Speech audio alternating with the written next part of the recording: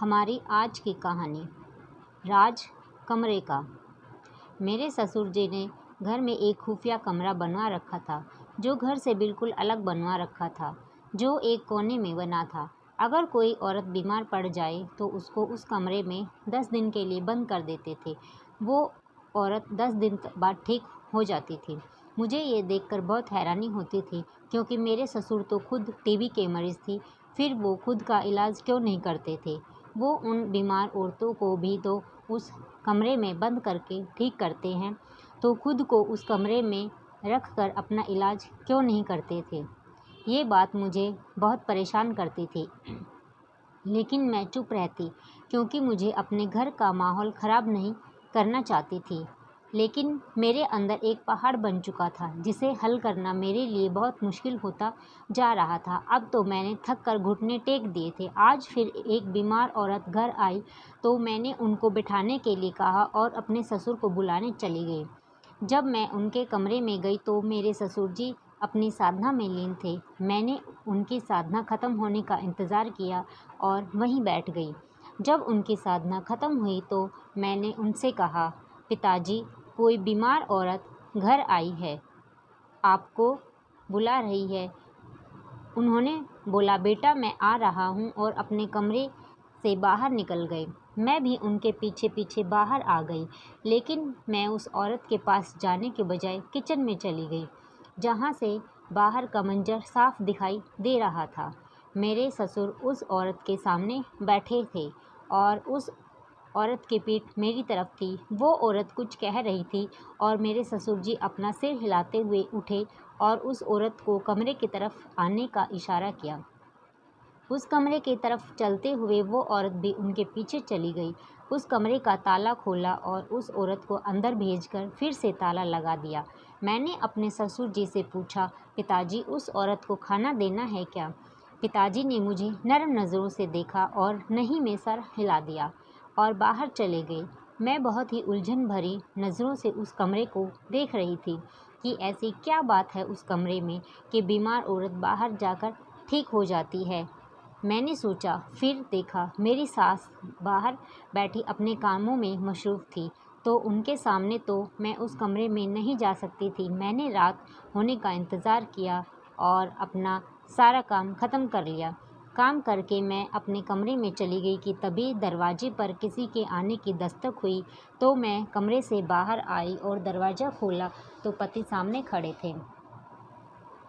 पति आकर अपनी माँ के पास बैठ गए। मेरी सास आंगन में बैठी थी। मैंने पानी दिया और वहीं पड़ी कुर्सी पर बैठ गई। ससुर की गैर मौजूदगी को महसूस करते हुए पति ने पूछा, पापा कहाँ हैं? मेरे बोलने से पहले मेरी सास बोली, काम से बाहर गए हैं, आज मरीज आई है। अच्छा ठीक है, हाँ चल तू फ्रेश होकर खाना खा ले, थक गया होगा। ये बोलकर सास अपने कमरे में चली गई और मेरे पति अपने कमरे में फ्रेश होने चले गए। अब आंगन में अकेली मैं रह गई। मैंने अपनी नज़रों को चारों ओर घुमा कर देखा, कोई नहीं था। मैंने हिम्मत करके अपने कदम उस कमरे की तरफ बढ़ाए और वहां पहुंच गई। तभी दरवाजे पर किसी के होने की आहट हुई और मैं जल्दी से भाग कर आई तो दरवाज़ा खोला। मेरे ससुर जी दरवाजे पर थे।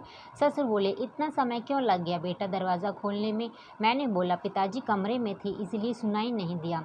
ससुर जी बोले, कोई बात नहीं बेटा, मुझे पानी पिला दो, बोलकर अपने कमरे में चले गए और मैंने हाँ में सर हिला दिया और किचन में चली गई। पानी लेकर मैं ससुर के कमरे में गई। मुझे अंदर आता देख मेरी सास एकदम खामोश हो गई। मेरे ससुर जो मेरी मौजूदगी ने भी कर सकती थी। मैंने अपने पिताजी को पानी दिया और बाहर चली आई। मुझे बाहर आता देखकर मेरी सास फिर से बोली, मेरे ससुर से हल्की आवाज़ में बात करने लगी। मैं उनके कमरे के बाहर खड़ी हो गई, लेकिन मेरी सास इतनी हल्की आवाज़ में बात कर रही थी कि मुझे एक शब्द नहीं सुनाई दिया।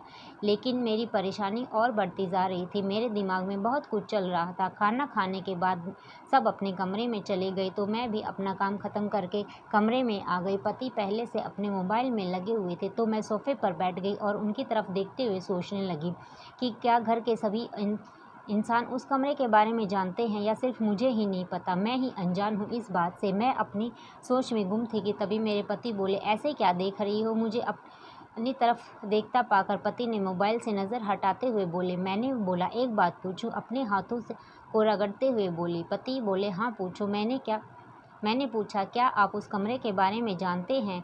उस कमरे का में क्या होता है? मेरी बात सुनकर पति मेरी तरफ देखते हुए हंस दिए। मुझे उनकी हंसी का मतलब समझ नहीं आया।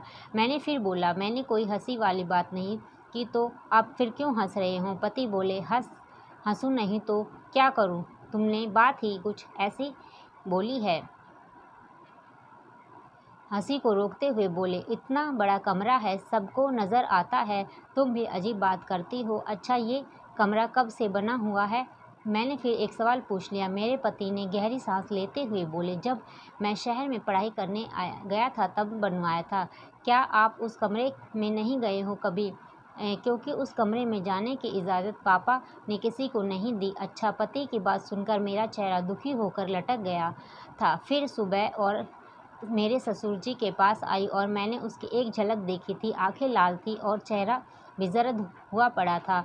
मेरे ससुर से बात करने के बाद वो औरत भी उस कमरे में चली गई। मुझे लगा वो भी बीमार है। मैंने हिसाब लगाया, आज 3 औरतें ठीक होकर अपने घर जाने वाली थी। इसीलिए मैंने अपना काम जल्दी से ख़त्म करके अपनी सास के पास आकर पलंग पर बैठ गई और खिड़की की तरफ मुँह कर लिया। और पास ही बैठी मेरी नंद काम कर रही थी। ये लड़की ना पक गया। मेरी सास ने मुझे बैठाकर पूछा, जी माँ जी, बन गया और सारे काम भी ख़त्म हो गए। अच्छी बात है, सारा काम समय पर ख़त्म कर लिया कर। तुझे तो पता है ना, गंदगी मुझे बिल्कुल भी पसंद नहीं है। मैं अपनी सास की बात सुन रही थी और अपना सिर हिला रही थी, क्योंकि मेरी नज़र तो बाहर ही टिकी हुई थी। मैं इंतज़ार कर रही थी कि कौन बाहर निकले। इतने में मेरे ससुर कमरे से बाहर निकले और घर के उस हिस्से की तरफ जाने लगे जहाँ वो कमरा बना था। मैं बहुत ही ध्यान से देख रही थी। मेरे ससुर ने ताला खोलकर अंदर गए और दरवाज़ा अंदर से बंद कर लिया। ये सब बहुत ध्यान से देख रही थी। थोड़ी देर में मेरे ससुर बाहर निकले और 3 औरतों के साथ और घर के दूसरे रास्ते से उनको बाहर निकाल दिए, लेकिन वो अभी भी ताला लगाना नहीं भूले। मैंने जैसे ही अपनी नज़र उनके जाने के बाद हटाई तो देखा मेरी सास ये सब बहुत ध्यान से देख रही थी और उनके चेहरे पर अजीब सी चमक थी। ऐसा क्या हुआ था जो इतनी खुश हो रही है? इस औरतों के ठीक होने पर ये खुश क्यों हो रही है? अब तो ये देखकर मेरा मन हो रहा था कि सास को भी इस कमरे के राज के बारे में पता है। मैंने नज़र घुमाकर अब नंद की तरफ देखा। वो अभी भी अपने काम में मशरूफ़ थी। ससुर जी अभी तक नहीं आए थे। बहुत हिम्मत करने के बाद मैंने सास से पूछा कि ये औरतें ठीक होने के बाद पिताजी को कितना पैसा देती हैं? ये सुनकर मेरी सास की ज़ुबान एकदम सिल सी गई थी। मैं थोड़ी देर शांत रहने के बाद बोली, ये दुआ देकर जाती हैं हमारे लिए, ये बहुत है कि तभी मेरे ससुर घर में दाखिल हुए। आज तो उनके चेहरे पर एक अजीब सी चमक थी। उनकी चमक देखकर मेरे मन में आज उस राज को जानने की चाहत बढ़ गई। सारा काम ख़त्म करने के बाद मैं उस कमरे से बाहर आई और उस कमरे की तरफ धीरे धीरे जाने लगी। मैंने देखा उस कमरे के बाहर मेरे ससुर खड़े हैं। ये सब देखकर चौंक गई और वहीं दीवार के सहारे चिपक कर खड़ी हो गई। लेकिन ससुर जी रात को यहाँ क्या कर रहे हैं? वो पसीने से भीगे हुए थे और ना तो उनको शर्ट के बटन भी टूटे हुए थे। अब मेरा सर चकरा रहा था। मैंने खुद को संभाला और धीरे से कमरे में आ गई। मुझे कुछ समझ नहीं आ रहा था, ये सब क्या हो रहा है? सच में कोई औरत इस कमरे में बंद रहने से ठीक हो सकती है? तो मेरे ससुर जी को टीबी की बीमारी है, तो वो खुद का इलाज क्यों नहीं करते? बस यही सोचती रही कि क्या इन सब बातों के बारे में मेरे पति और नंद को भी सब पता है। ये सोचते सोचते पूरी रात सो नहीं पाई। सुबह नींद पूरी न होने के कारण सर दुख रहा था। सर को पकड़े हुए किचन में नाश्ता बनाने आई। नाश्ता बनाकर सब नाश्ता करने बैठ गए। मेरी सास मुझे अजीब नज़रों से देख रही थी। मेरी सास बोली, बहू अपने काम से काम रखो, कौन क्या करता है ये सब जानने की ज़रूरत नहीं है। फिर मैंने ससुर जी की तरफ देखा। ससुर का व्यवहार तो सामान्य था। शायद हो सकता है कि मेरी सास ने मुझे रात को देख लिया होगा। ये सोचकर मेरी सांस अटक गई थी। मुझे बहुत डर लग रहा था। फिर मैंने सोचा, नहीं नहीं, मैं उनकी बहू हूँ, मुझसे कुछ नहीं कहेंगे। मैं भी नाश्ता करने बैठ गई, पर मेरे दिमाग में तो बस यही बात चल रही थी कि मेरे ससुर ने क्या बताया होगा। मेरी सास पर उनका रवैया देखकर नहीं लग रहा था। मैं सोच में डूबी कि तभी मेरी नंद बोली, भाभी कहाँ खोई हो? नाश्ता ठंडा हो रहा है। मैं चौंक गई। मैंने जल्दी जल्दी नाश्ता किया और अपने काम में लग गई, लेकिन दिमाग में तो रात का नज़ारा ही घूम रहा था। काम करके अपनी नंद के कमरे में जाकर बैठ गई, बातें करने लगी। मैंने अपनी नंद से भी उस कमरे के बारे में पूछा तो उसने भी पति वाला जवाब दिया, नहीं पता मुझे, कुछ पापा न जाने से मना किया है। वहाँ से क्या सच में दोनों भाई बहन को कुछ नहीं पता उस कमरे के बारे में? मैं सोचने लगी, कितने आज्ञाकारी बच्चे हैं, बाप ने मना किया है और मान भी लिया।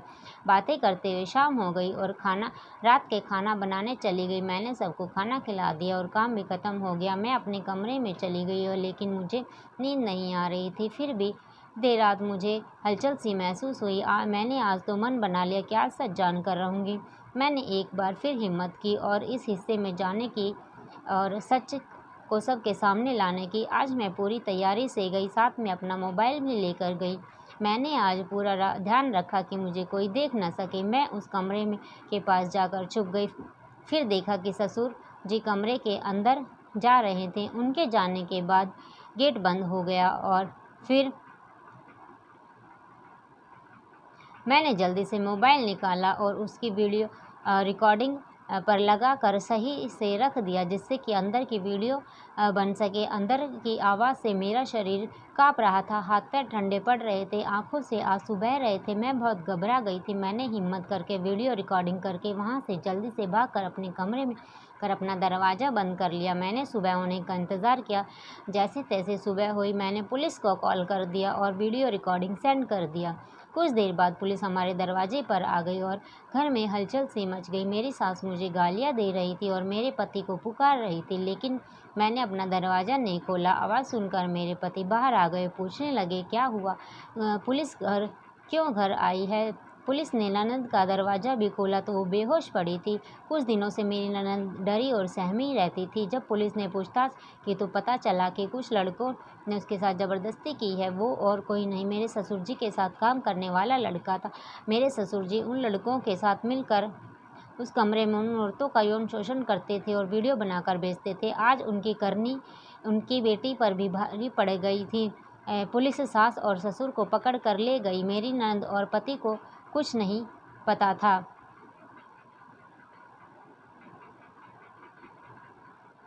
इसलिए उनको छोड़ कुछ नहीं किया। हम तीनों ने वो शहर छोड़ दिया। हम सब साथ मिलकर रह रहे हैं। मेरे पति कुछ समय तक मुझसे नाराज़ थे, पर वो बाद में मान गए, क्योंकि गलती तो उनके माता पिता की थी, ना कि उनकी। तो दोस्तों, अगर आज की कहानी पसंद आई हो तो प्लीज़ वीडियो को लाइक शेयर कर लें और चैनल को सब्सक्राइब कर लें। धन्यवाद।